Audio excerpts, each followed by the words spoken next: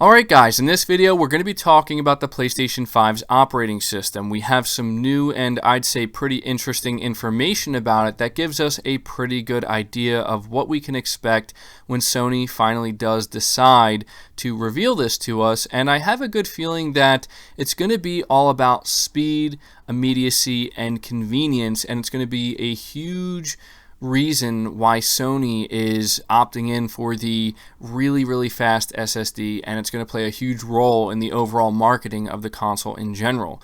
So before we get into it, make sure you hit the like button on the video if you want to help it out, and make sure you hit the subscribe button as well so you don't miss any future content. But it says here that a patent published by Sony Interactive Entertainment last week discusses interactive interfaces, and it tallies with comments that architect Mark Cerny made to Wired last year. Effectively, the Japanese giant wants to erase the disconnect between the operating system and the game, putting elements of every title's user interface in the console's main menu itself.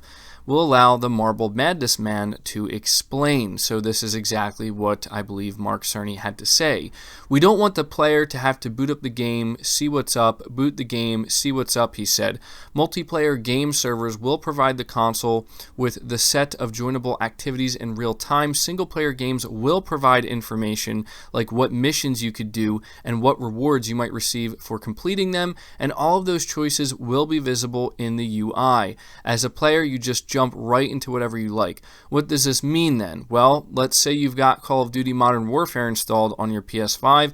It sounds like Cerny is describing a scenario whereby without even booting the game, you'll be able to see available multiplayer playlists and activities directly from the PS5's main menu.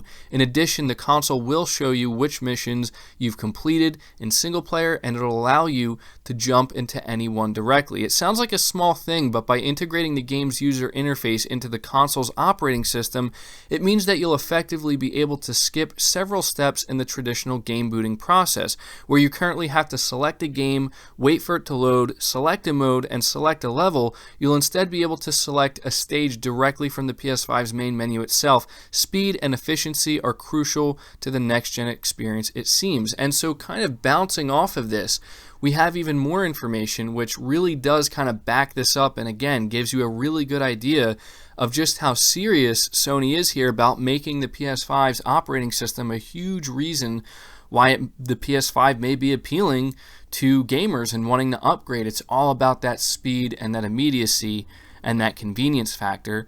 One of the things they're apparently pitching to developers is they want to make playing games on the PS5 as easy as Netflix.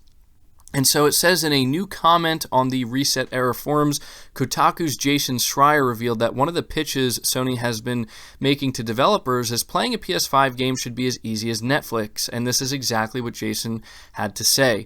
I've heard some fascinating things about the PS5's operating system like this. One of the pitches they've been making to developers is, quote, playing a PS5 game should be as easy as Netflix, unquote. They want to make players feel like they can load up the game immediately and know exactly how much time a given activity is going to take them. They want people to feel more inclined to play in short bursts rather than only wanting to turn on the console when they have a few hours to spare.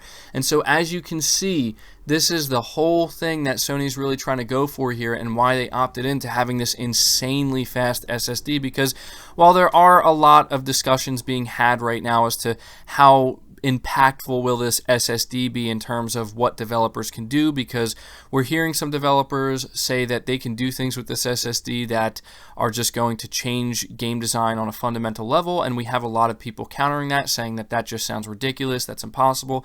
We're not really talking about that right now, but what we are talking about is a very distinct advantage that I think Sony may have with this SSD, is just thinking about how convenient all of this is going to be. It sounds actually really awesome, and to be honest, I'm really excited to see what the operating system ends up looking like. I assume it will look pretty similar to a certain extent to what we are familiar with, but in many ways it may look dramatically different as well. I do believe that Mark Cerny said himself that they are going for something that is very different from what we currently have, but I have to imagine that at least a few things will be retained, right? But this sounds awesome to me, honestly. Like the idea that I can just turn my console on and literally just have all that information right in front of me, and then within a couple seconds just click on what I want to do and I'm there.